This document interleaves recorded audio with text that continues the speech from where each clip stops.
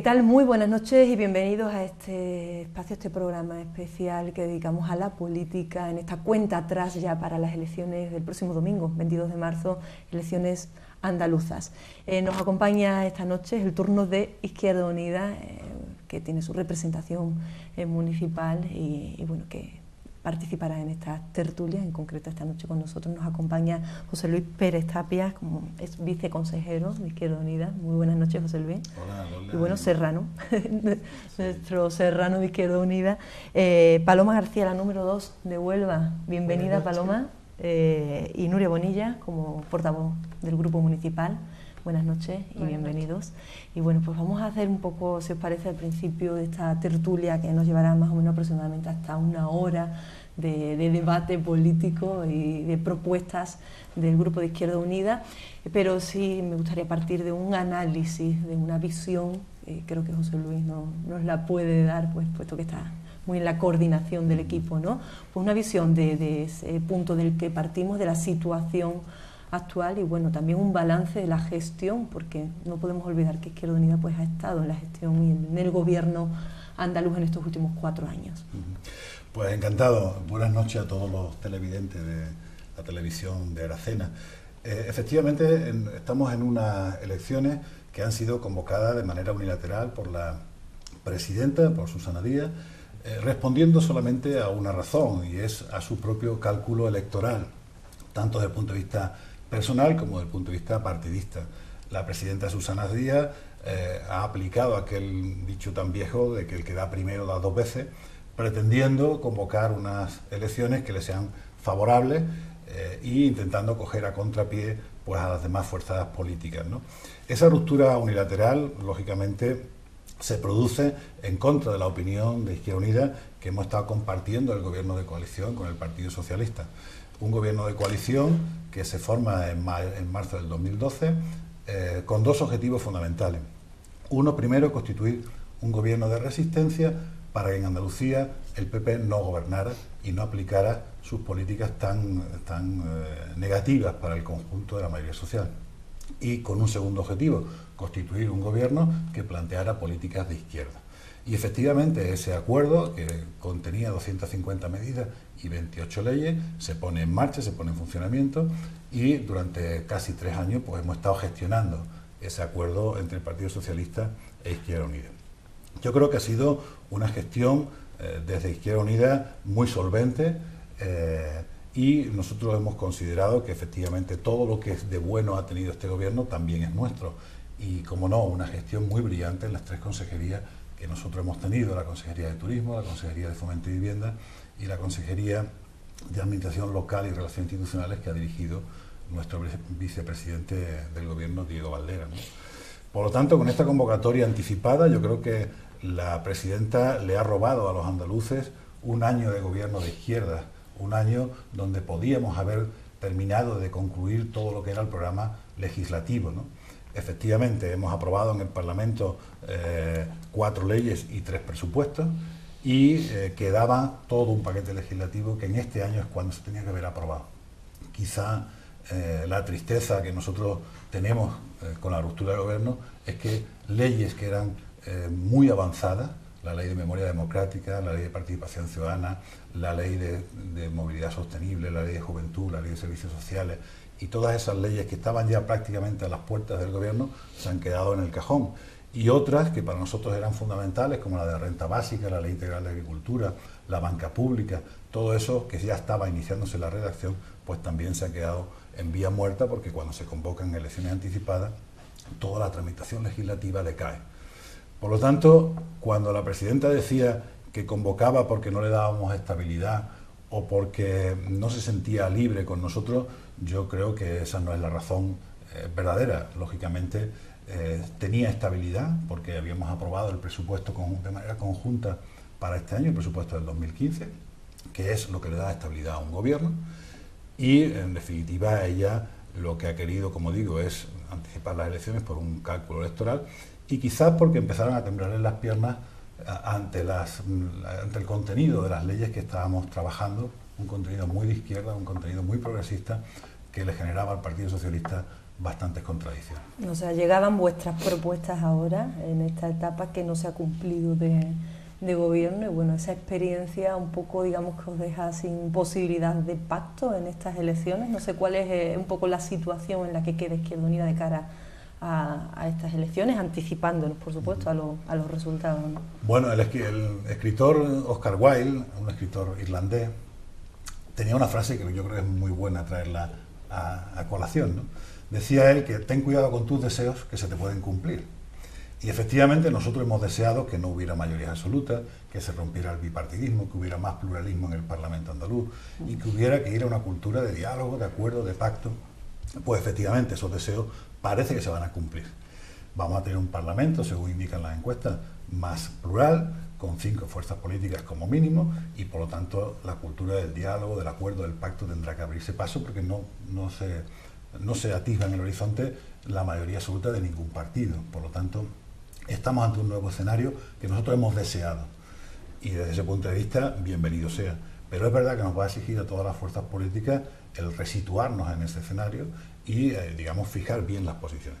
Yo creo que hablar de pacto ahora mismo es anticipado. Yo creo que hay que darle la voz a los ciudadanos, hay que darle la voz a los andaluces, y cuando el 22 de marzo hablen, pues ya, digamos, todo el mundo tenemos que leer los resultados para ver lo que nos han dicho. En cualquier caso, nosotros vamos a seguir proponiendo y defendiendo políticas de izquierda. Nuestro eslogan de campaña es muy claro: transformar Andalucía. Y transformar Andalucía significa no solamente un cambio superficial o un cambio de caras, sino que es un cambio profundo, un cambio que solo es posible con políticas como las que plantea Izquierda Unida, que son políticas transformadoras, políticas de izquierda. Tenemos aquí con nosotros a la número 2 en la candidatura de Huelva, a Paloma García, que bueno, que además tiene cierto vínculo también con la sierra, tiene descendencia de Zalamea, ¿no? De todos modos, Nuria Bonilla, como representante local, podrá acercarnos también pues muchas de las propuestas del programa que queríamos ver un poco en esta tertulia, ¿no? Sobre todo vamos a destacar las principales. No sé cuántos puntos lleva Izquierda Unida en su programa, cuántas propuestas. Nos asustan las cifras grandes, siempre parece que los programas últimamente tienden más a llevar menos propuestas y más realistas, ¿no? En el caso de Izquierda Unida, un poco, ¿cuáles son las grandes líneas del programa? Pues mira, las líneas generales del programa sí es verdad que hay una cosa muy clara a la hora de elaborarlo. Hay ciertos temas que son transversales en todo el programa. Nosotros no tenemos ni una línea de programa ni una propuesta que no contemple el tema medioambiental ni el tema del empleo, por ejemplo, además del tema de la igualdad entre hombres y mujeres, ¿no? Pero la línea medioambiental y la línea del empleo han sido para nosotros básicas y una línea general que recorre todas las propuestas de nuestro programa. Y por supuesto lo que nos planteamos, una vez que, como ha dicho José Luis, se rompe el acuerdo por Andalucía y se quedan esas leyes que para nosotros eran básicas, porque son leyes transformadoras y leyes de izquierda de verdad que se han quedado ahí en puerta.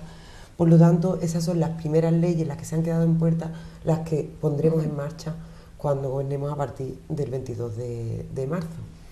Entre ellas, pues, la ley de la banca, la creación de una banca pública en Andalucía. Una banca pública en Andalucía que nos parece a nosotros, y de hecho fue un escollo. Lo que cubrió mucho tiempo de la negociación para aprobar los presupuestos de 2015 hasta que el PSOE por fin aceptó esa condición que era para nosotros indispensable, porque creemos que la única manera de reactivar el tejido productivo y reactivar la economía en Andalucía, porque los bancos privados no dan crédito y no dan crédito a los pequeños y medianos empresarios y los pequeños y medianos comerciantes, que son los que verdaderamente crean empleo en Andalucía y en el resto del país. Las empresas, las grandes empresas que son las que cotizan en el IBEX 35, esas que nos parecen que mueven la economía total, mueven la economía, pero solo crean el 4% del empleo que se crea en España, es decir, el 96% restante lo crean las pequeñas y medianas empresas. Por lo tanto, la banca pública es principal, es una propuesta principal y la primera que queríamos poner en marcha. Después de esa, bueno, pues nosotros creemos básicamente que Andalucía, los andaluces y las andaluzas, las familias andaluzas necesitan un plan de rescate a las familias andaluzas contra la pobreza y la exclusión social, porque el 17% de las familias andaluzas están o en esa exclusión social o a punto de entrar en ella. Y ahí introducimos, por ejemplo, el tema de la pobreza energética, que ya un número muy elevado de familias andaluzas no pueden pagar la luz y el agua, y nosotros queremos aprobar la ley de suministros mínimos vitales, que significa simple y llanamente ni una familia sin luz ni una familia sin agua. Así que luego... Bien, esos son, digamos, los 2 puntos de programa que se han quedado sin desarrollar en el gobierno de coalición, pero sí que hay un bloque dentro de las propuestas políticas, que es un bloque que casi que no se está escapando, al menos a los partidos emergentes, ¿no? Y imagino que Izquierda Unida tampoco, que es el que alude a la transparencia, a la confianza en la vida pública.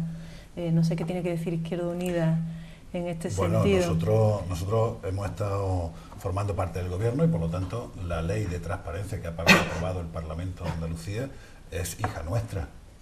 Y por lo tanto nosotros estamos muy orgullosos y satisfechos de esa ley, porque es la más avanzada del conjunto del Estado ahora mismo, ¿no?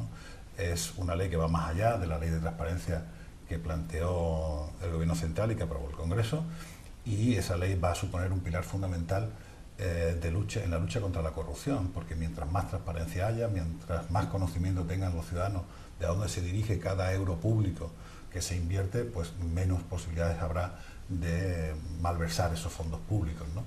Pero junto a ese pilar de la transparencia es importante la participación ciudadana, y ahí sí es verdad que la ley de participación ciudadana, que era impulsada por la consejería en la que yo era viceconsejero, pues no ha podido ver la luz, estaba muy avanzada. Nosotros, como decía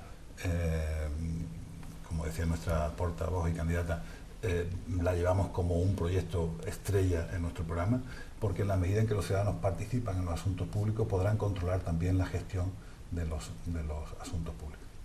Y junto a ello, pues planteamos un código ético del alto cargo, que será fundamental, un reforzamiento de la Cámara de Cuentas para que pueda fiscalizar la financiación de los partidos y reforzar la fiscalización que ya hace de las cuentas públicas, y finalmente un endurecimiento de las penas, que no corresponde exactamente al gobierno andaluz, porque no son de sus competencias, pero sí exigir al gobierno central que efectivamente ese endurecimiento de las penas se abra paso. Ha sido muy cuestionado quizás el gabinete de control, el gabinete anticorrupción, ¿no?, que tanto ha anunciado la presidenta Susana Díaz, y bueno, estás diciendo que ha sido hija vuestra también esa ley. La ley de transparencia, por supuesto. Lo del observatorio contra el fraude que dice la presidenta no sabemos en qué consistirá. Ya veremos, ¿no? Ya veremos exactamente. En cuanto a la ley de participación ciudadana, no sé si tiene mucho que decir ahí las juntas locales y bueno, no sé si la estructuración quizás también dentro de... Bueno, la ley de participación ciudadana fundamentalmente tenía 3 grandes bloques.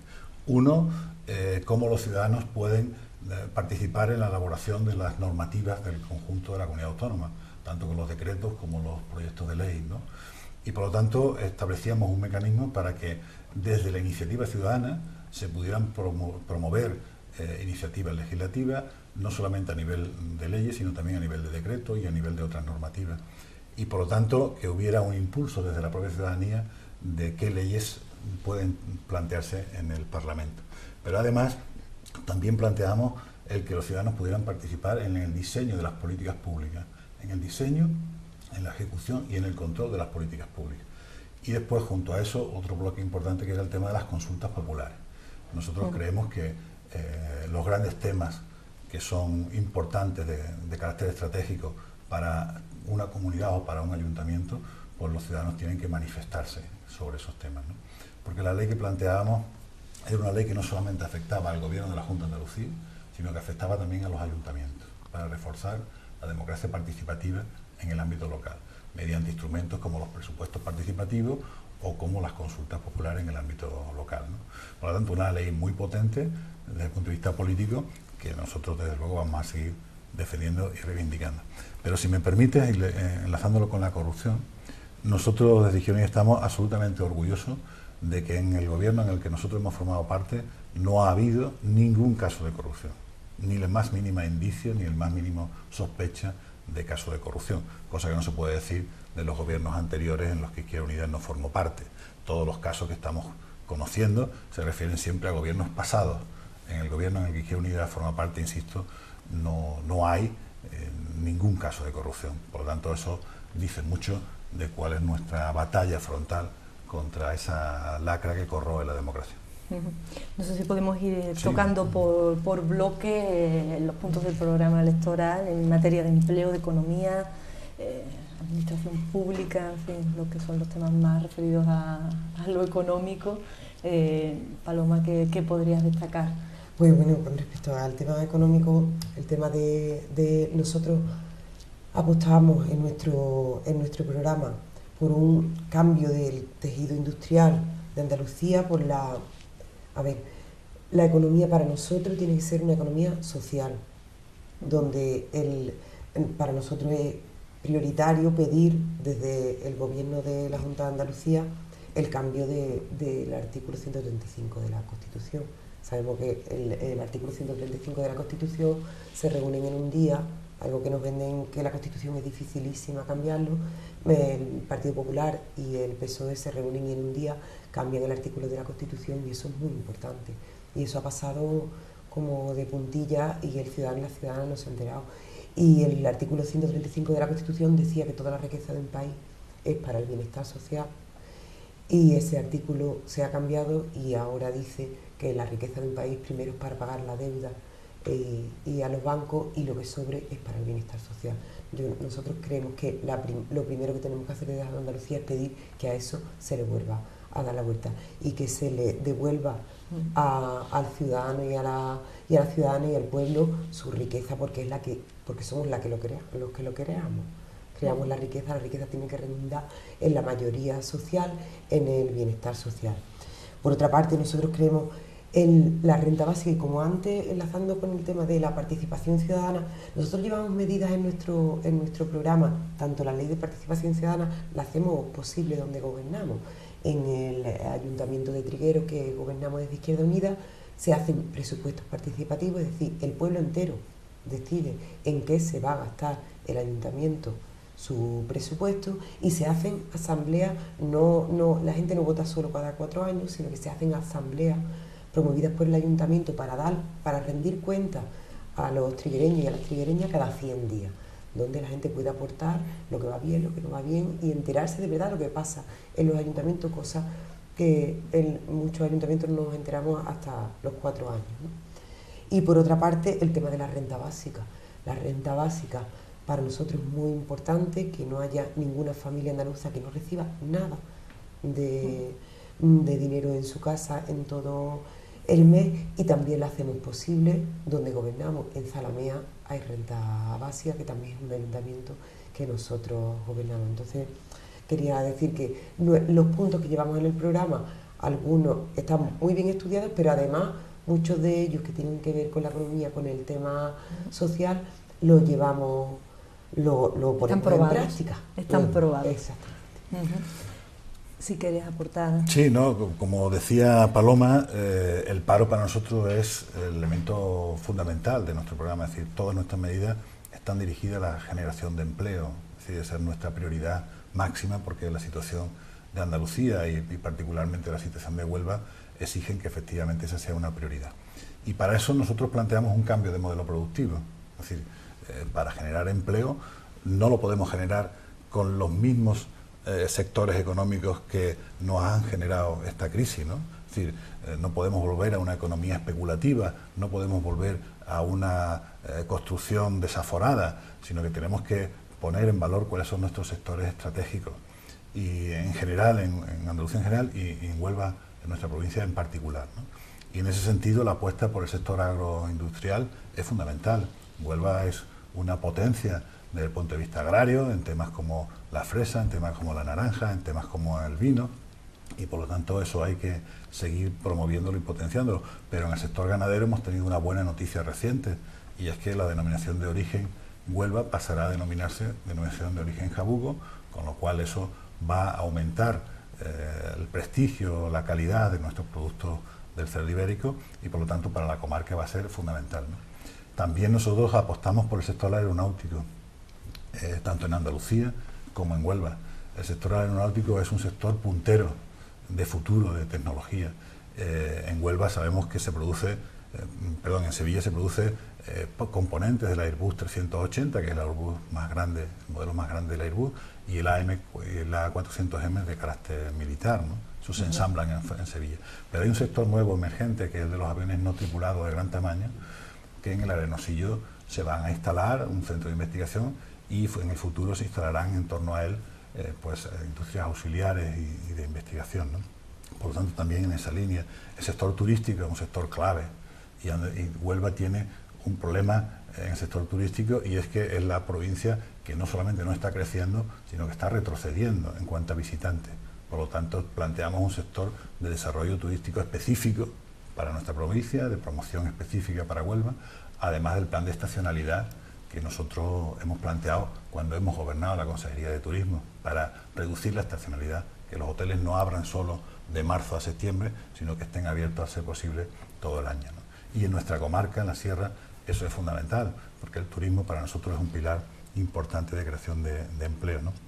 O, por ejemplo, en el sector de los servicios públicos, ¿no? Educación, sanidad, dependencia. Y tenemos que reforzar todo eso que el Partido Popular ha ido obligándonos a reducir.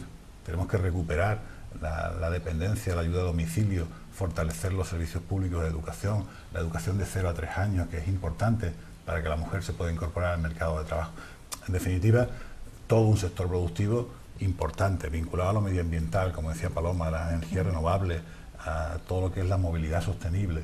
En fin, en ese ámbito es donde nosotros estamos planteando políticas para ir en la lucha contra el paro. De hecho, cuando se rompe el acuerdo de gobierno, nuestra Consejería de Vivienda tenía 15 millones de euros en una partida que iban para un plan de rehabilitación sostenible de las barriadas que han quedado obsoletas, caían como dos barriadas por provincia, y que iba a crear 8.000 puestos de trabajo. Esos 15 millones, lo que pasa es que desaparecieron de manera, no se sabe cómo, sí, de nuestra partida se diluyeron en otras consejerías, ahora dicen que lo van a devolver, no sabemos, pero era, por ejemplo, el tema de la construcción. Después de que se estalla la burbuja del ladrillo, no quiere decir que no haya más falta albañiles, que la industria de la construcción haya desaparecido, porque hay mucho que rehabilitar en Andalucía. Lo que pasa, claro, que esa rehabilitación es de barriadas que han quedado soletas, de barriadas de gente humilde, y nosotros en nuestro programa lo decimos, nosotros no vamos a ser neutrales, y sabemos que hay que compensar a esa mayoría social que ha quedado discriminada y apartada de las políticas a las que se ha dirigido la economía o la riqueza de esta comunidad. Ya que has tocado un poco también el tema de los servicios públicos, bueno, hay aquí una demanda en la Sierra de años ya, que es el chare, y es una palabra que yo creo que nos va a faltar en esta campaña, al menos en este entorno. No sé si en ese sentido va a luchar Izquierda Unida. Me gustaría, antes de entrar a hablar del chare, ¿no?, que además creo que es tema estrella en la Sierra, y tema estrella incluso a ver cómo le sacamos más partido, ¿no?, más rédito político al tema chare, ¿no? Y al final creo que se queda un poco un poco una frivolidad, ¿no? Jugamos un poco con el chare como si fuera una cosa trivial, y no lo es, ¿no? Pero me gustaría, antes de entrar en eso, centrar un poco, ¿no?, lo que hemos estado hablando de la participación por un lado y del fomento de la economía y del empleo a través de la revitalización de lo nuestro, ¿no? Y en el tema de la participación, por ejemplo, este año, el año pasado no, pero ya este año el ayuntamiento aquí se acogió a la subvención para hacer presupuestos participativos, ¿no? Se acogió de una manera un poco violenta, en el sentido de que realmente creo que desde el PSOE no están muy convencidos de que los presupuestos se puedan participar, pero era como, bueno, hay que subirse a este carro porque si no parece que nos quedamos atrás, y se vieron un poco en la obligación de acogerse, aunque bueno, esto no va a servir para nada, ¿no? Bueno, pues nosotros creemos que sí que sirve para que realmente la gente, bueno, pueda decidir sobre dónde quiere que su dinero se invierta. Si pensamos que se tiene que invertir mejor en empleo, o en educación, o en sanidad, o en fin, en la medida en que tenemos competencia para hacerlo, ¿no? Pero pero hasta ahora, a pesar de que bueno, que estamos acogidos al programa, por ahora no se ha hecho nada, ¿no? Y de hecho, cuando nosotros lo planteábamos, a nosotros se nos decía en el pleno, bueno, es que ¿qué quieren ustedes? Que pongamos una mesa en el paseo y allí hablemos con la gente y cada uno allí. Bueno, pues no tanto como poner una mesa en el paseo, pero sí, como decía Paloma, bueno, es que se pueden convocar asambleas, y se puede convocar asambleas en diferentes barrios y se puede, bueno, y hace que la gente realmente participe en lo que quiere, ¿no? Yo creo que desde determinados poderes, ¿no? Desde determinados partidos se ha hecho creer a la gente que la gente no tiene el derecho y la capacidad de participar, que es como, bueno, lo que viene de arriba es lo que viene, nos tenemos que conformar con lo que nos dan y esto no se puede cambiar, ¿no? Y es que, ¿qué voy a hacer yo? Bueno, pues ¿qué voy a hacer yo? Bueno, pues participar, ¿no? Y exigir participar. Es que cuando se invierte con el dinero de todos, que es un poquito nuestro, y parece que como es de todos, no es de nadie, y bueno, que hagan lo que quieran, no, que hagan lo que quieran, no, que hagan lo que queramos nosotros, ¿no? Y entonces esta participación o esta ley de participación va en esa línea, ¿no? Bueno, es que todos tenemos algo que decir, y si queremos que se invierta de esta manera, pues habrá, y bueno, es lo que hablamos, ¿no? Pues que resulta que la prioridad es el empleo. Bueno, pues vamos a ver ahora aquí qué empleo queremos crear o qué riqueza es la que tenemos que explotar, ¿no? Y cuando hablaba José Luis de el tema de la ganadería, el tema de la agricultura, bueno, es que hay mucho producto en la sierra, mucho producto en nuestra comarca que se produce y se exporta pero no se elabora, o productos que ni siquiera entran en comercio porque es tan pequeño el productor que no hay una red donde colocarlo, ¿no? Y aquí tenemos unas huertas maravillosas y mucha pequeño agricultor que luego eso no tiene donde colocarlo en un mercado cercano, ¿no? Entonces ahí es donde a lo mejor nosotros queremos que se invierta nuestro dinero, como pues fomentando que se creen cooperativas, fomentando el que pueda haber un mercado cercano, fomentando que la gente pueda estar da de alta para vender sus productitos de su huerta o de su leche o de, en fin, ¿no? Lo que realmente es que, bueno, grandes productores a lo mejor no hay, ¿no? Y luego el tema de la elaboración de esos productos, ¿no? Ahora, por ejemplo, aquí en Aracena, pues ahora funciona el tema de la seta, desde hace unos años, bueno, pues se está elaborando productos de la seta, pero es que hay otros muchos productos que se pueden elaborar, temas de la huerta, por ejemplo, hay muchísimos que se podrían elaborar y estaríamos aprovechando esa riqueza, estaríamos generando empleo en la producción, pero estaríamos generando empleo en la elaboración y luego, bueno, no, y no habría... ¿no? Nos quedaríamos, digamos, con toda la riqueza que produce lo nuestro, ¿no? Entonces, bueno, pues a lo mejor estamos en disposición de decidir que queremos que se invierta en eso, ¿no? Queremos que nuestro presupuesto vaya dirigido a generar ese tipo de riqueza, de empleo, y luego además el asentar a la gente aquí, ¿no? Si esa línea de producción existe, bueno, pues estamos generando un empleo que va a hacer que la gente se quede, o va a hacer que a alguien le interese venir a invertir, ¿no? en lo que tenemos, ¿no? Y luego el tema del turismo, ¿no? Que es verdad que estamos en un sitio, ¿no? Y Aracena es ciudad turística, ¿no? Es municipio turístico, pero todavía hay mucho que hacer en el turismo, tenemos mucho más que ofrecer todavía, ¿vale? No es ¿Qué solamente... modelo turístico es el que plantea Izquierda Unida? Porque claro, esto del turismo es muy amplio, ¿no? Entonces, ¿cuáles son las líneas ahí? El turismo, yo creo que el turista cuando se mueve viene buscando algo que la atraiga, obviamente, ¿no? Y por lo tanto tenemos que poner en valor cuáles son nuestros atractivos de la comarca.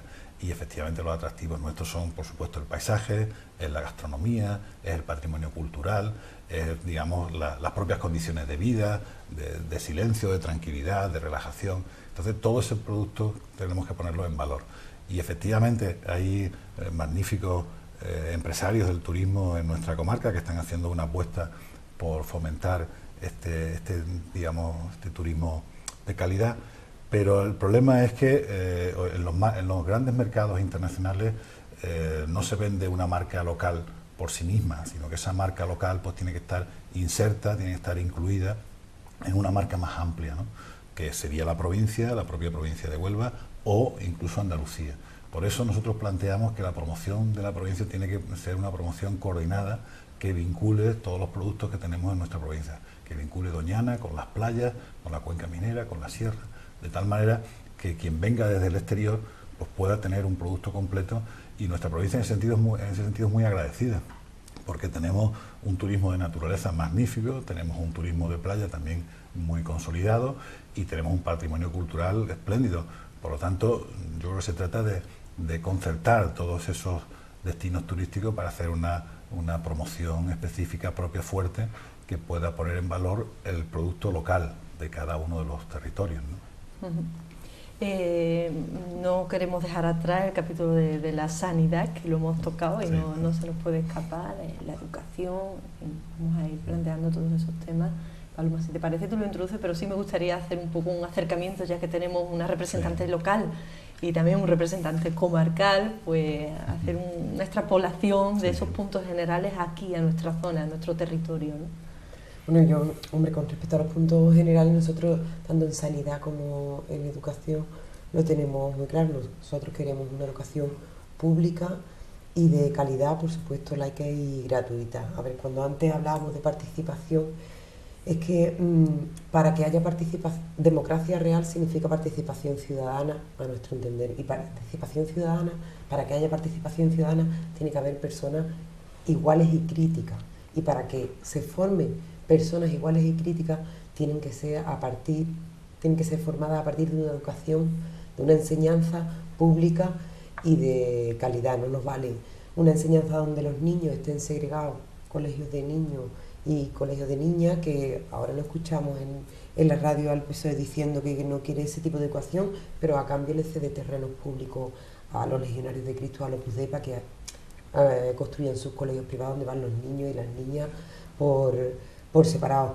Y por supuesto el tema de la reforma universitaria nos parece que es un ataque directo a los hijos y las hijas de la clase trabajadora, porque una familia con un sueldo normal, y sabemos cómo son los sueldos en la actualidad, no se puede permitir el lujo. Con esta reforma, que ya la anticipó el Plan Bolonia, que ya era el primer atentado porque hacía subir muchísimo las tasas, y un 3+2 significa 3 años de grado, los grados son lo barato, 2 años de máster, los másteres son lo caro, con lo cual vamos a tener hijos, hijas de familias trabajadoras que solo van a poder estudiar los grados. Los grados le van a dar una enseñanza general, pero la especialización viene con los másteres. Y los másteres son lo caro, que pueden llegar a costar hasta 7.000, 8.000 euros al año, que familia de clase trabajadora puede pagarle a sus 2 hijos, que es normal que se puedan tener 2 hijos en edad universitaria, 14.000 euros por año, porque además los másteres no están becados. Entonces, así no estamos formando a todos nuestros niños y todas nuestras niñas en igualdad de condiciones para que en un futuro sean esas personas críticas e iguales que puedan participar en la vida ciudadana y desarrollar una democracia real. En la sanidad nos pasa exactamente lo mismo. Nosotros creemos que no porque uno tenga más dinero, tenga menos dinero, tenga la posibilidad de acceder a un mejor tratamiento o más rápido que otras personas. Y en eso nuestra participación en el gobierno andaluz ha sido muy importante, porque lo dijimos que era un gobierno de resistencia, como decía antes José Luis, para parar al PP, a la derecha, en Despeñaperro, y en Andalucía no se ha privatizado ningún hospital, cuando en Madrid se han privatizado hospitales y hay 6.000 personas que por no haber nacido en España no tienen tarjeta sanitaria, o se le han anulado a los niños de los inmigrantes las citas pediátricas. Nosotros creemos que es también un balance a nuestro favor el que nosotros hayamos parado desde el gobierno de la Junta de Andalucía ningún atisbo de privatización en este sentido. Sí, yo añadiendo lo que comentaba Paloma sobre la educación, el gobierno de Andalucía, del que Izquierda Unida forma parte, no solamente ha sido un gobierno propositivo, sino que también ha sido un gobierno de resistencia.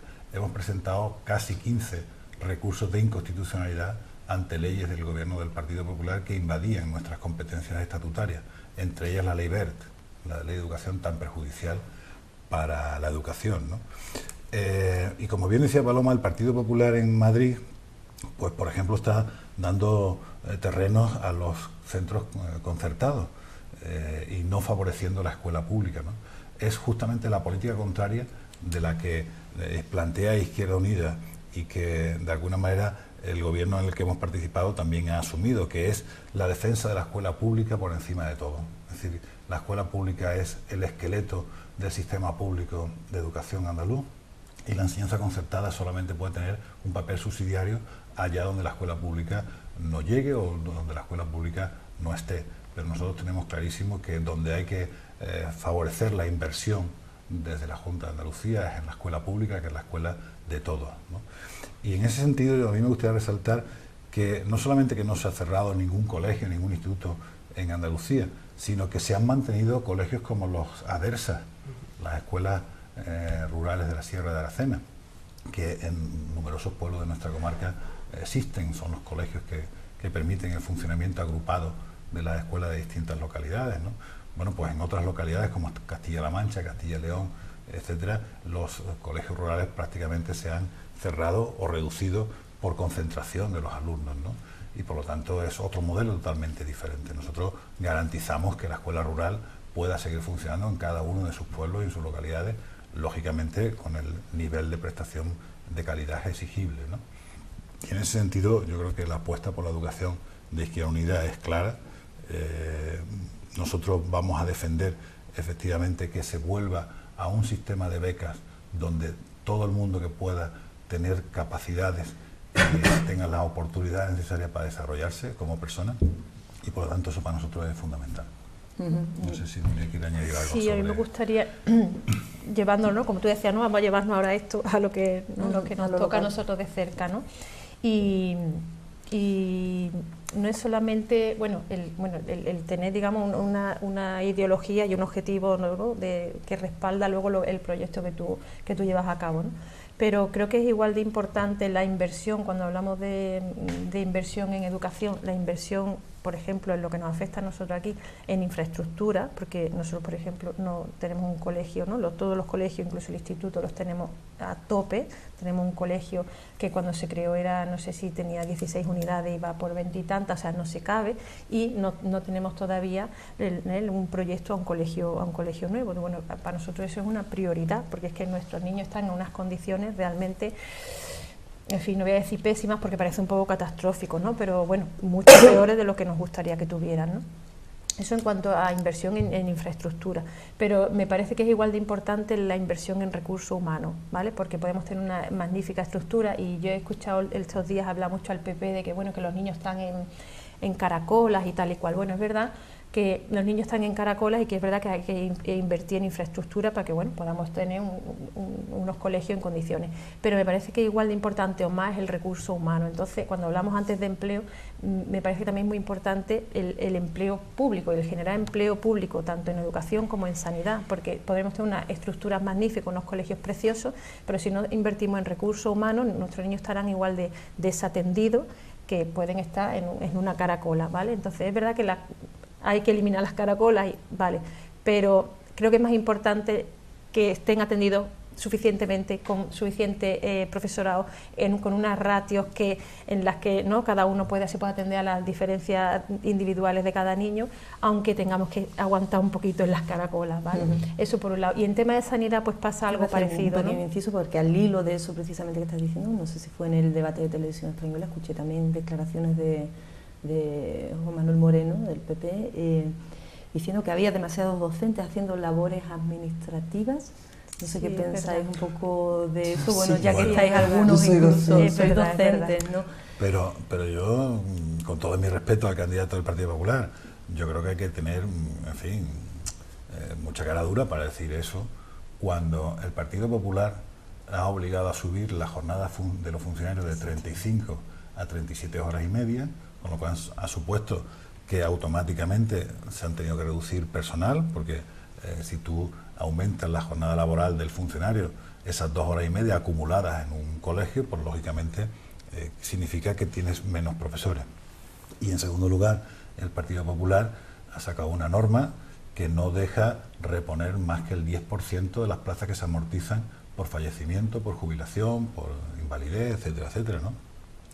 De cada 1000 funcionarios que se jubilan, solo podemos sacar plazas de 100. Por lo tanto, eso es una reducción que en unos años, que ya viene impuesta, pues significan bastantes miles de funcionarios menos para los servicios públicos esenciales de educación y de sanidad. Por lo tanto, que el señor Juan Moreno diga eso, pues sinceramente me parece como poco una frivolidad, porque son las políticas de su gobierno las que están llevando a que haya menos personal en los servicios públicos y por lo tanto que haya menos atención a las necesidades reales de los centros públicos, de los centros de salud, y encima después se arrogan el que no estamos cumpliendo y estamos echando gente a la calle. No, mire usted, si hemos tenido que reducir personal ha sido precisamente por las políticas, como consecuencia de las políticas del Partido Popular. En cualquier caso, estoy hablando del gobierno del que hemos formado parte. De cara al futuro, bueno, nosotros hemos recuperado en el presupuesto del 2015 precisamente una condición que estableció Izquierda Unida como una línea roja, era recuperar la paga extra de los funcionarios y recuperar las horas al 100% de los empleados de sanidad, de los empleados eventuales de sanidad. Y eso fueron líneas rojas que Izquierda Unida estableció en la negociación del presupuesto de 2015 y que se han aprobado. Por lo tanto, Izquierda Unida ha trabajado y seguirá trabajando para que los servicios públicos no pierdan calidad. Es verdad, porque sería absurdo negarlo, que los servicios públicos se han tenido que resentir. Pero tú planteabas el tema de la financiación autonómica. Nosotros hemos dejado de recibir 3.500 millones de euros del Gobierno central, sea por la disposición adicional tercera del Estatuto en vigor, que establecía un porcentaje de inversión por población, o sea como consecuencia de la mala aplicación del modelo de financiación. Lo cierto es que 3.500 millones de euros menos son muchos miles de millones, con los que efectivamente se podría haber hecho una mejor defensa de los servicios públicos, entre ellos educación, salud y dependencia, que no se nos olvide, ¿no? Y por lo tanto, eso es importante, importantísimo. El Estatuto de Autonomía tiene una serie de competencias establecidas, pero si te lo vacían de recursos, al final tienes un estatuto hueco. Es decir, tú tienes competencia y para poder ejercerla necesitas recursos. Y los televidentes de la cena tienen que saber que el 90% del presupuesto de la Junta de Andalucía viene del Gobierno central, de transferencia del Gobierno central, y solo el 10% se genera con impuestos propios andaluces. Por lo tanto, si el Gobierno central nos recorta las transferencias, podemos hacer menos en la Junta. Por tanto, la batalla de la financiación local autonómica es una batalla fundamental. Es decir, si queremos seguir teniendo un estatuto de primera, que podamos ejercer las competencias que están en él, tenemos que pelear por una financiación autonómica justa. Y Andalucía, a pesar de todo, hemos cumplido con los objetivos del déficit. Es decir, no hemos privatizado nada, no hemos reducido, digamos, servicios esenciales. Y a pesar de todo eso, y estando en contra del déficit público, lo hemos cumplido. Y no se puede decir lo mismo de Cataluña o de Valencia, y sin embargo el Partido Popular le ha dado más dinero a Cataluña y Valencia, que son comunidades incumplidoras del déficit, que a Andalucía. Y por lo tanto ha habido un tratamiento injusto, discriminatorio del Gobierno central con respecto a Andalucía. Entonces, en ese sentido, la financiación autonómica, claro que es fundamental. Nuria, ¿querías puntualizar algo con respecto a sanidad? Bueno, ¿no? sí, porque se nos había quedado también pendiente el tema del Chare por ahí. Yo lo lancé, digo que lo cojan cuando quieran. Sí, pero bueno, al fin y al cabo el tema del Chare es lo mismo que estamos hablando, ¿no? Que, bueno, es que necesitamos invertir en infraestructura y más en una comarca como la nuestra, que la población es tan dispersa, ¿no? Entonces que realmente el Chare aquí es fundamental para atender al ciudadano como, en fin, en situación de igualdad con respecto a cualquier otra población, ¿no? O a una población más grande. Entonces, el que se pueda terminar el Chare, pues realmente es prioritario. Y luego lo que eso repercutiría igualmente en tema de empleo, ¿no? Bueno, es que ahí estamos generando empleo porque hay que terminarlo, estamos generando empleo porque luego hay que ponerlo en funcionamiento. Y luego todo eso, bueno, pues redundará en el bienestar de todos los que vivimos en la comarca, ¿no? Y bueno, ¿qué posibilidades tiene el Chare de la Sierra de Aracena? Bueno, en el tema del Chare yo creo que coincidió en el tiempo dos circunstancias nefastas. Por una parte, la quiebra de la empresa que lo estaba construyendo, es decir, que la empresa que tenía la adjudicación pues dio en quiebra y por lo tanto tuvo que ir a un concurso de acreedores, y eso coincidió en el tiempo pues con el inicio de la crisis económica, que efectivamente supuso una reducción de las inversiones en infraestructuras sanitarias, ¿no? En la provincia nosotros tenemos 3 chares pendientes, el de Lepe, el de la costa, que estaría en Lepe, el del condado, que estaría en Bollullo, y el de la sierra, que es el de Aracena. Y efectivamente, hasta donde yo conozco, hasta que estuvimos en el gobierno, el de Lepe prácticamente estaba ya en una fase muy final, pendiente ya de llegar a un acuerdo con el ayuntamiento en el tema de los accesos, si no me equivoco. El tema del Chare del Condado está más retrasado porque había un problema de la disponibilidad de los terrenos, si no me equivoco. Y el Chare de Aracena pues está en una situación en la que solamente habría que tener los dineros suficientes presupuestarios para recuperar, digamos, la construcción con otra empresa nueva, efectivamente, porque lógicamente habría que licitarlo, digamos, de nuevo, ¿no? De una nueva licitación. Esa es un poco la situación. De nuevo, quizás, ¿no? Bueno, hombre, yo creo que ha sufrido un deterioro importante, sí, probablemente. Sí, efectivamente, hay un deterioro importante con el paso del tiempo, pero como prácticamente solo tenía hecho las infraestructuras, digamos, arquitectónicas, no había cuestiones todavía de material ni digamos un desarrollo muy avanzado de la construcción, sino que prácticamente eran las estructuras y las paredes. Pues digamos, creo que es bastante salvable en su mayoría lo que está hecho, ¿no? La cuestión ahí es que yo creo que también un poco hacernos idea de los plazos que requieren todas las cosas, ¿sabes? Porque cuando se habla de, no, es que, ¿y por qué no se termina ya? ¿Y por qué no empiezan ya las obras? Y claro, es que realmente todo está muy parado a nivel administrativo y a nivel burocrático y a nivel, bueno, es que hay que cumplir unos plazos y ahora cuando, ¿no? Y era el concurso de acreedores y que eso se cierre y que eso, vale, pero es que ahora hay que licitar con una nueva empresa, con lo cual eso también supone unos plazos. Te quiere decir que aunque se emprendiera y ya hubiera el dinero para poder empezar, tampoco es decir, venga, hay dinero hoy, empezamos mañana, o sea que lo de terminar el Chare tampoco este año no se va a terminar, ¿sabes? Como que bueno, yo creo que también la gente debe saber que aunque se tenga la intención y aunque se tenga el dinero para hacerlo, las cosas no pueden ser, no van a ser inminentes, ¿no? Bueno, hay que tomarlo con cierta calma, ¿no? Al 2015, al 2015. No la legislatura. No, me refiero que no, que ya para este año me parece a mí que... Pero simplemente lo que te digo, más allá de posibilidades económicas o de intenciones políticas, bueno, que es que hay unos plazos que hay que cumplir y eso lo hemos hablado últimamente, ¿no? Es que bueno, es que se desarrolla una ley y es que para desarrollar una ley hace falta un año y pico y es que para que... ¿sabes? Y claro, yo creo que también la gente debe saber que las cosas no se pueden hacer tan rápido como uno quisiera, ¿no? Eso que no implicará que tengan que ser las legislaturas más largas aún, ¿no? No, simplemente es verdad que nuestro paso por el gobierno ha supuesto un aprendizaje positivo, un aprendizaje colectivo, que nuestra organización pues ya tiene en su patrimonio y por lo tanto no nos enfrentamos a estas elecciones igual que hace 4 años. Tenemos la experiencia de haber gobernado. Por lo tanto, nuestro programa es un programa muy realista, un programa que podríamos desarrollar al día siguiente de entrar en un gobierno, porque ya tenemos la experiencia y nuestras propuestas están contrastadas y sabemos que son viables. Pero en ese aprendizaje que yo te decía que hemos tenido, una de las cosas que lógicamente nos ha llamado mucho la atención es todo el tiempo que lleva una tramitación administrativa o una tramitación legislativa, ¿no? Es decir, hacer una ley no se lleva menos de 12 meses, es decir, de un año, de los cuales 4 son en el Parlamento y los otros 8 prácticamente son en el ámbito interno de la consejería respectiva, las que impulsan, y lógicamente con la participación de la sociedad civil, ¿no? que es importante. Nosotros estamos defendiendo la participación de los ciudadanos en la elaboración de la normativa, ¿no? Y eso tiene sus tiempos. Entonces, por lo tanto, hacer una ley no es menos de 12 meses. Es verdad que habría que analizar con detalle un poco los pasos concretos de la tramitación para ver dónde se pueden acortar sin restringir participación, es decir, cómo combinar participación con agilidad.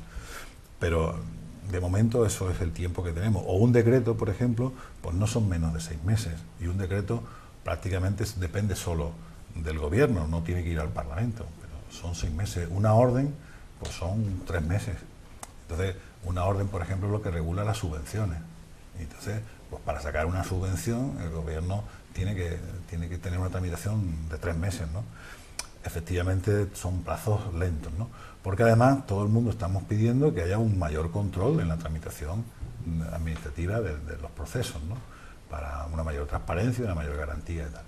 Por lo tanto, tenemos que ver cómo agilizamos la administración, que por cierto era otro tema que tú planteabas, ¿no? El tema de la reforma administrativa.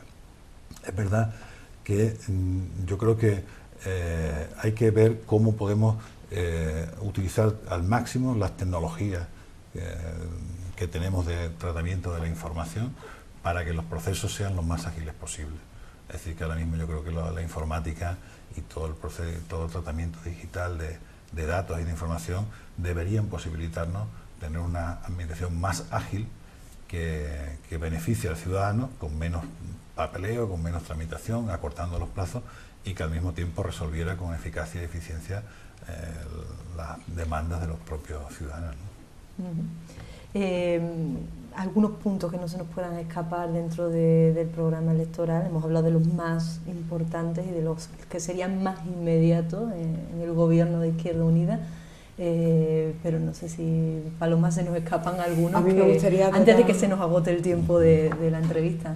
A mí me gustaría tratar el tema de una ley también que se nos quedó en puerta, que es la ley integral para la igualdad entre hombres y mujeres, porque el 8 de marzo lo hemos celebrado con unos datos bochornosos, con la brecha salarial que hay entre hombres y mujeres en nuestro país, donde las mujeres tenemos que trabajar 67 días más al año para cobrar lo mismo que nuestro compañero, por la única diferencia que uno es mujer y el otro es hombre. El último informe de la Organización Internacional del Trabajo dice que a igualdad de condiciones en el mismo puesto de trabajo, por nuestro nivel educativo, por el nivel profesional y por la antigüedad, tendríamos que ganar un 2% más y ganamos un 16% menos. Con lo cual tenemos un 18% de diferencia, y la conclusión del informe es bochornosa, porque dice que no hay ninguna razón objetiva ni lógica para esta diferencia, para esta brecha salarial, que es simplemente una cuestión de discriminación por temas de género, y que es una discriminación que es aún más grande si la mujer es madre y aún más grande si la mujer es madre.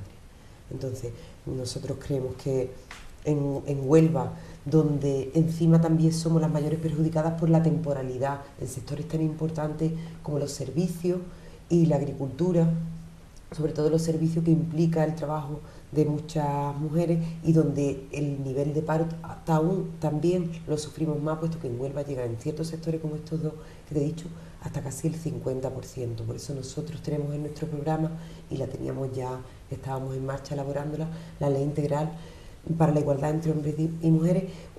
La palabra integral para nosotros es muy importante, porque creemos que las medidas no valen medidas sueltas. Yo he llevado los programas como docente, yo he llevado en mi instituto el programa de coeducación para la igualdad entre niños y niñas, y si no hay planes integrales, esos planes se quedan como trocitos, como parches que no sirven a gran escala, puesto que muchas veces depende de la buena voluntad del profesor o la profesora que lo lleva a cabo, y que incluso a veces no estás hasta bien vista en el claustro con tus compañeros y compañeras, porque parece que son cosas que desvían la atención de los niños de las matemáticas y la lengua, que es lo que importa. Por eso nosotros creemos que las políticas integrales en este sentido son muy importantes, son básicas, y por supuesto abogamos por la creación de la Consejería de la Mujer como consejería aparte, porque somos la mitad de la población, con un instituto de la mujer que en la actualidad está denostado con un 0,08% del porcentaje del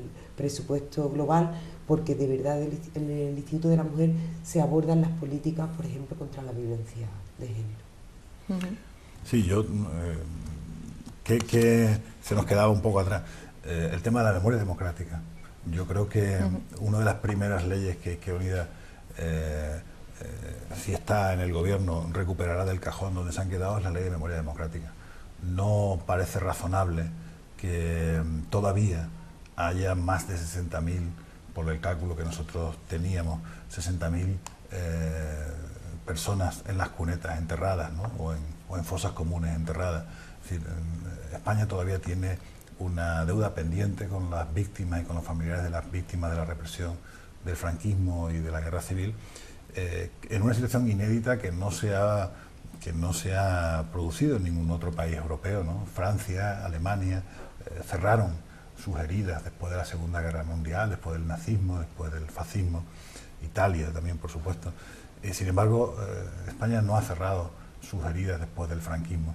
Y eso es una tarea pendiente y un derecho que tienen las víctimas y sus familiares, tal como, por cierto, ha puesto de manifiesto la ONU.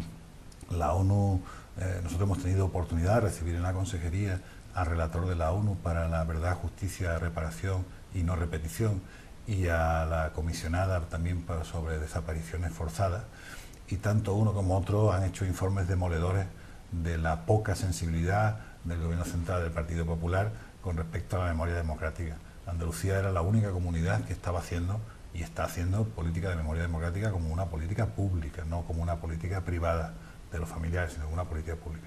Por lo tanto, rescatar esa ley será una de nuestras primeras tareas, de nuestros primeros objetivos.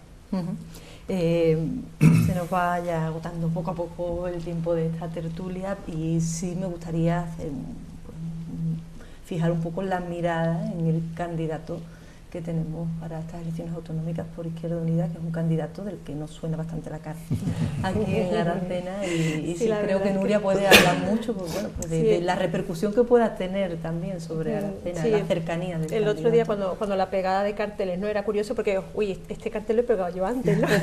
Esta cara la he pegado yo antes aquí, ¿no? La hemos pegado varias veces, ¿no?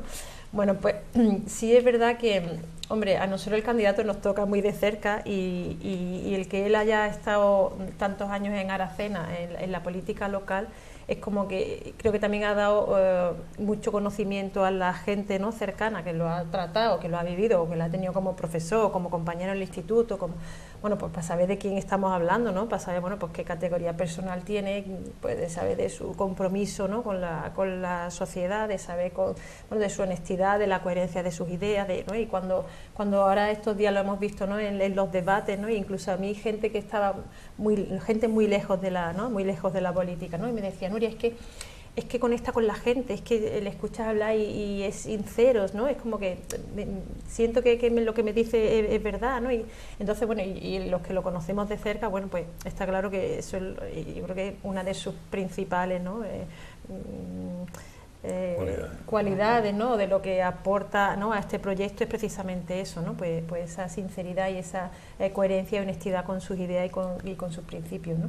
Pero bueno, por un lado tenemos, ¿no?, un candidato estupendo, un candidato muy cercano, pero luego además creo que es un candidato, es que no me gusta mucho en la política personalista, ¿no? Y es verdad que nosotros tenemos un candidato estupendo que encabeza un proyecto estupendo, ¿vale? Y que realmente, bueno, tenemos este candidato y vamos a disfrutar de él pero yo creo que el proyecto está por encima de las personas y que cualquier otro candidato de unas características parecidas, bueno, pues llevaría detrás y podría presumir o podría llevar luego a la práctica, en el caso de gobernar, pues un programa y un proyecto y unas ideas que son estupendas y que están todas encaminadas, ¿no?, bueno, al bienestar social y a que la masa social, bueno, pues recupere, ¿no?, muchas de los derechos que hemos perdido este tiempo atrás, ¿no? Entonces, bueno, tenemos un proyecto estupendo y en este caso además, pues bueno, pues encabezado por una persona, pues... Es muy significativo que mientras que el Partido Socialista, su eslogan es "Yo con Susana", pues nosotros estamos con Maillo, pero lo que nos interesa sobre todo es transformar Andalucía, con él en cabeza, pero transformar Andalucía. Nosotros siempre conjugamos los verbos en plural, no en singular, un poco la línea que decía Nuria. Para nosotros Maillo tiene una persona cercana, una persona muy valiosa, creemos que es un magnífico líder y un mejor candidato, pero siempre conjugamos los verbos en plural, en el nosotros, en el vosotros, no en el yo, en el me, en el mí, contigo, conmigo, ¿no? Bueno, eso lo hemos visto mucho en los debates de televisión, los dos principales debates en Canal Sur y de Televisión Española, ¿no? Y que, por cierto, unos debates que yo creo que os han arrojado buenas cifras en las encuestas. No sé si ha sido una consecuencia del papel de los candidatos en los debates, no solo de la Izquierda Unida, sino también de sus contrincantes políticos. Tenemos muy claro que cuando se ha visto claramente, fue de hecho creemos casi un punto de inflexión el primer debate en Canal Sur, y lo fue ayer también, cuando estamos en igualdad de condiciones ante los medios de comunicación. La diferencia saltaba a la vista, y no lo digo yo, lo dice, te encuentras a gente que no es de tu cuerda, que no es, precisamente de Izquierda Unida que te lo reconoce claramente. No hubo color ni ayer ni la semana pasada, pero sí es verdad que, hombre, los medios de comunicación, no exactamente ni mucho menos esta televisión que nos ha tratado bien, pero sí es verdad que cuesta mucho trabajo que nuestro mensaje llegue a todos y todas los andaluces y andaluzas, y por eso la militancia está trabajando, no te puedes imaginar las horas del día, porque lo que otros tienen de manera mucho más fácil pueden llegar a los andaluces y andaluzas, a los onubenses de manera mucho más fácil. A nosotros nos cuesta mucho tiempo y muchos kilómetros el llegar a transmitirle a la gente el mensaje de que otra sociedad es posible, que es lo que transmite nuestro programa, nuestras propuestas, explicarle nuestro balance, explicarle las propuestas prácticas y solventes que llevamos en el programa. Nos cuesta mucho, pero lo estamos consiguiendo, estamos llegando a todos los rincones de la provincia. Bueno, las encuestas han dado una subida a Izquierda Unida en estas últimas semanas, un dato muy reciente. No sé cómo os afectan a vosotros las encuestas, si os las tomáis muy en serio o no. Bueno, yo... ¿O preferís esperar a los resultados del domingo? Además de participar en el gobierno de coalición, yo he tenido la suerte de ser secretario de Comunicación y secretario de Organización de Izquierda Unida de Andalucía durante los últimos 12 años. Y por lo tanto tengo experiencia de que efectivamente las encuestas son muy relativas. Y además últimamente pues no parece que estén aceptando mucho, ¿no? Solamente hay que irse a las últimas europeas para ver que no se dio un resultado que no predijeron, ¿no? Por lo tanto, las encuestas hay que tomárselas con mucha distancia, con mucha relatividad, sabiendo que es una foto fija en un determinado momento, pero sabiendo también que muchas encuestas se hacen con la intención de influir en la opinión pública, creando opinión, ¿no? Por lo tanto, siempre hay un poco esa mezcla de, por una parte, reflejar una determinada realidad, pero también intentar inducir al votante hacia unas determinadas opciones, ¿no? Por lo tanto, hay que tomársela con distancia y seguir trabajando, porque la verdadera encuesta es la que sale de las elecciones una vez que se cierran las urnas y se recuentan todos los votos, ¿no? Bueno, ya apuntaba José Luis al inicio de la tertulia un poco qué visión de futuro tenía sobre el próximo gobierno andaluz. Hablabas de un gobierno en minorías y participativo de buena parte de los grupos políticos. Bueno, pues una idea, otra es la que dicen las encuestas, pero bueno, los resultados se verán el próximo domingo y no nos queda mucho para saberlo. Sí me gustaría pediros un último mensaje para el electorado, vuestra petición de voto, en fin, eso lo dejo ya en vuestras manos. Hacemos una pequeña ronda de cierre, si os parece. Paloma.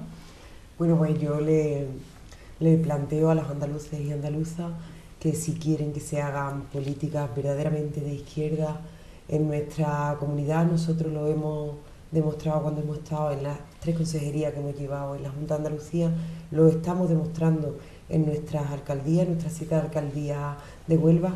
Llevamos el único programa con propuestas solventes, con propuestas prácticas y con las propuestas para sacar a Andalucía de donde han metido esta gente, que también han echado fuera a muchos de nuestros jóvenes que ahora están en el exilio, y que si quieren que un gobierno para que gobierne para la mayoría social y para el bienestar social, lo tienen que tener muy claro y votar a Izquierda Unida en este 22 de marzo. Nuria Bonilla. Bueno, redundado un poco en lo que, ¿no?, en la cercanía que hablábamos antes, ¿no? Bueno, lo que decía Paloma, está claro que la propuesta de Izquierda Unida es la única propuesta ahora mismo sobre la mesa que realmente va a mejorar la vida de los andaluces y de las andaluzas, que realmente va a apostar por el bienestar social, que va a apostar por el empleo, que va a apostar porque recuperemos muchos derechos perdidos. Y bueno, y en este caso a nosotros, bueno, pues tenemos la gran suerte de que conocemos a un candidato que todo eso lo va a llevar a la práctica y que sabemos que eso está no en su programa, sino además en sus principios, ¿no? Entonces, bueno, pues más motivo aún para que desde Aracena apoyemos este proyecto con este candidato que tenemos. José Luis Pérez Tapia. Bueno, pues yo quiero dirigirme directamente a todos los serranos de nuestra comarca, serranos y serranas, lógicamente, que se sientan de izquierda y que todavía no tengan decidido su voto, que hagan memoria y si hacen memoria verán que Izquierda Unida es una fuerza que ha estado siempre luchando por los derechos de la mayoría social, tanto en la calle como en las instituciones, en las movilizaciones y en el gobierno. Y por lo tanto, que venimos a estas elecciones con una mochila cargada de historia, de trayectoria, de propuestas, de programas, y por lo tanto, frente a otras opciones que solamente pueden plantear quimeras o unas propuestas endebles, o que incluso no quieren definirse si son de izquierda o de derecha, que tengan claro que Izquierda Unida es una fuerza que plantea propuestas claramente de izquierda para salir de la crisis, porque solamente se puede salir de la crisis con propuestas a favor de la mayoría social. Bueno, pues sí, que antes de despedirnos me gustaría preguntaros, bueno, no sé si tenéis previsto, ya que las elecciones son siempre una fiesta de democracia, pues con ese ambiente de fiesta se procura cerrar la campaña. No sé si tenéis previsto actos aquí en Aracena o en la provincia, algún acto al que queráis convocar o algún otro acto de campaña previo a la cita con las urnas. Es el momento de convocar a los ciudadanos. Bueno, ayer el acto central de la provincia de Huelva lo tuvimos ayer en Huelva con más de 500 personas viendo a Alberto Garzón, porque Antonio estaba en el debate, y el último gran acto, aunque hemos tenido y estamos desarrollando más de 40 actos en todas las comarcas de la provincia, el último acto lo tenemos el día 19 en Corrales, donde estaremos Rafa, estará Lara Hernández y estaré yo para pedir por último el voto y hacer una gran fiesta de la democracia antes de las elecciones. De acuerdo, pues convocados quedan todos los ciudadanos a ese acto de cierre de campaña de Izquierda Unida en la provincia. Y bueno, pues muchísimas gracias, José Luis Pérez Tapias, Nuria Bonilla y Paloma García, suerte en estas elecciones, y gracias por acompañarnos en esta tertulia política. Mañana volvemos en este espacio, será el turno del Partido Popular. Muy buenas noches y gracias también a todos ustedes.